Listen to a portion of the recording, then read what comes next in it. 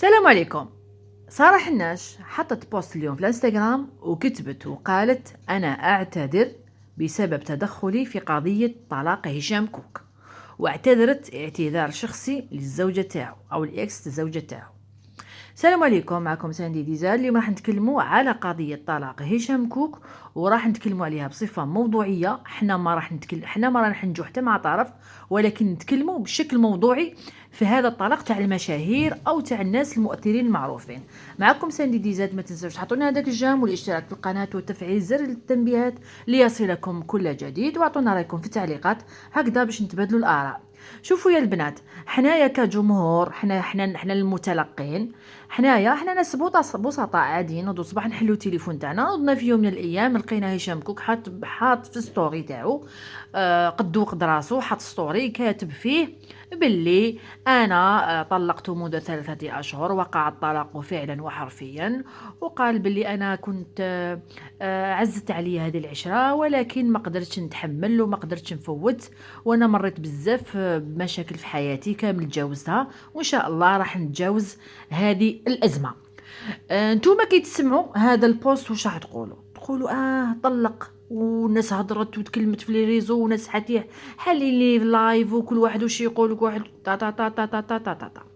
دخلت سارة حناشي وكتبت في تعليق لما شافت الهجوم على هشام كوك والسخرية والى غير ذلك، دخلت هي زعما دخلت وقالت باللي هشام كوك ما تهجموش عليه، هو ما كما دخلوه، هو ناس ملاح، لو كان تعرفوا الحكايه الحقيقيه راح تعذروه الى غير ذلك. وانا بصفتي امراه ماشي معناتها لازم نجي مع امراه، انا نجي مع الحق. دوك كنت تسمعوا هذا ستوري، واش راح تقولوا، واش راح تخموا، واش حيجيكم في بالكم؟ المهم خلينا. وخرجت زوجة هشام كوك وكتبت وقالت انا مانيش حابه نهضر في التفاصيل الخاصه. المهم راح نتكلم بشكل عام. المشكل هذا شكون كرياه؟ شكون جاب المشكل هذا؟ انا ما كما دخلني، انا كيما نتوما، حتى نتوما راكم تشوفوا وتبحثوا على الفيديوهات وتحاولوا تعرفوا السبب. هو اللي كريا هذا المشكل، هشام كوك هو اللي كريا هذا المشكل، عمدا ام قصدا، ام عنده عقدة الذنب، اما انه حب يدير حاجة ولازم يلقى العذر باش يديرها، يعني ويبقى في القلوب خفايا لا يعلمها الا الله. هو لما حط هذا البوست ما كانش بارئ، لانه كاين الاف الطلاق في الجزائر، ناس تطلق وناس تتزوج وناس تخطب وتفسخ، وما يحطوش بوست ويقولوا حنايا فسخنا ولا طلقنا ولا تزوجنا ولا هو دارها بقصد بغير قصد. انا نقول بقصد. علاش تقولوا لي بقصد؟ لانه هو انسان مشهور، الالسنه او التعليقات او الهجمه اللي راح يتعرض ليها هو داير حسابها. ما تقولوليش، ولكن ما هو الثمن؟ الثمن وراه. هشام كوك هو شخصية فراه في الوسط في لي ريزو، يعرف كاع الخبايا ويعرف المجتمع الجزائري على من مركب، وعلى بالو باللي يحب البلبله ويحب البوليتيك ويحب الاشاعات ويحب هذا الشيء الناس تحبه. في كل المجتمعات، مانيش نتكلم عن المجتمع الجزائري، في كل المجتمعات يحبوا هذا الشو، هو نوع من الشو. تجي نتايا تقول لي باللي انا بارئ، حطيته باش نبرئ ذمتي ونقول باللي انا طلقت خلاص. هذه الحاجه حب يبينها لنسابو الجداد، حب يقولهم باللي خلاص انا فريتها في الطلاق، ولا حب زعما باش ما تكونش عنده هذيك عقده الذنب انه تخلى على المراه تاعو وطلقها بعد سنين عشرة وبيناتهم ولد.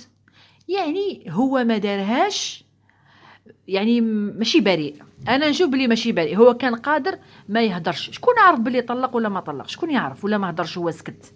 شكون كان حيعرف؟ غير المقربين، غير يماه واختو وجيرانهم ونسابو. شكون اللي كان حيعرف؟ والقاضي اللي طلقهم.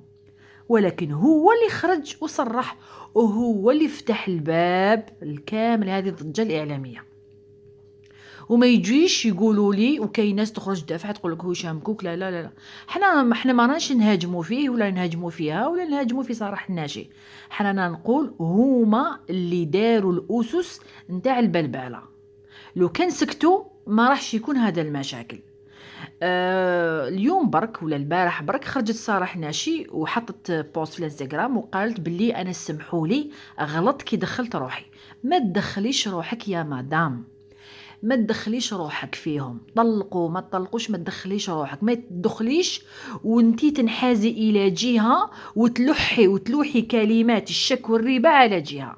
نو، انتي ما راكي قاضيه، ما راكي محاميه، ما راكي والو، انتي صديقه مقربه من البعيد، اقعدي متفرجه، ما تدخليش روحك. ولما شافت بلي الصهد بدا يجي ليها والضغط وشافت بلي بزاف يدخلوها لي ميساج وناس يسبوها ومنا، هي جبدت روحها وقالت بلي انا خاطيني وسمحوا لي ونبرأ ذمتي ونطلب السماح من الزوجه نتاع هشام كوك. النقطه الاضعف هذه النقطه الاضعف في هذه الحكايه هي زوجة هشام كوك، ما خرجتش وما كتبتش وما علقتش وما هضرتش. انا بالنسبه ليا كيما هما هضروا وكانت عندهم الجرأة انهم يخرجوا ويديكلاريو، هي كان لازم تكون عندها نفس الجرأة انها تدافع على روحها، تدافع على روحها. كل انسان عنده الحق بالدفاع على نفسه. ما تسكتيش باسكو انا بنت فاميليا وانا ديما يشوفوني جابده روحي وبالجلباب وحسي ما كاش نقعد في هذا. نو، كي تلحق الهضره عليك باسكو نتيا دوكا ما راكيش الزوجه تاعو، راكي طليقته، والناس كيشوفوك برا يقولوا هاي طليقه هشام كوك وتقعدي لاصقه به باسمه. لازم تدافعي على روحك، تخرجي وتبرئي نفسك. حق، انا نشوف ليها حق، ونشوف باللي اللي دار هذا المشكل هو هشام كوك نفسه، بقصد او بغير قصد، فهو ضر اكثر من منفع. هو ضر الزوجة تاعو وليدو واهله والحكايه قاعيتك قبل اكثر ما ينفع، لغايه ما بوز افتتاح مطعم، لانه كيما تشفاو عنده واحد العام فقط. هشام كوك هدر وقال باللي في واحد البوست في الانستغرام اللي يشفى اللي يتبع الاحداث، كتب قال باللي انا راح نتزوج وزوجه ثانيه. دار واحد البوست يعني الناس طاحت عليه في راح يتزوج دوزيام فام ومنا. هو ديما عنده هذا اللعب بالجمهور، يعرف كيفاش يلعب بالناس، فهمتوا؟ لغايه ما الغايه باينه، باش يفتح مشروع جديد ولا باش يكتر عليه التفاعل باش الباجة تاعو تطلع بزاف. يعني هو ليس بريء، انا نشوف هشام كوك ليس بريء، داير نواضر وشويه لحيه وقال الله وقال الرسول. انا نشوفه غير بريء تماما، انا نشوفه غير بريء صراحه. الانسان اللي يخرج ويتكلم ويهدر كلمات مشفره على مرته انسان غير بريء. الناس كامله راهي تطلق وحتى واحد ما خرج تكلم في مرته، ديما تبقى مرته هي ما تولد الى ان ينتهي الكون، تبقى هي مما مرته. علاش تلوح هذاك الكلام في الباطل؟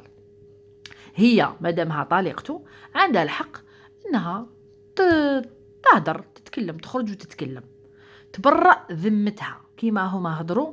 يكون عندها هي كذلك الكوراج انها تدافع على روحها. ما تسكتوش على ظلم الآخرين.